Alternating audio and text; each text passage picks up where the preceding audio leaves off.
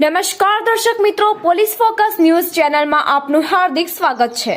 હવે એક નજર આજના મુખ્ય સમાચાર પર। ગાંધીનગર લોકસભાના સાણંદ વિધાનસભા વિસ્તારોમાં સવારના 7 કલાકથી જ મતદાન શરૂ થઈ ગયું છે।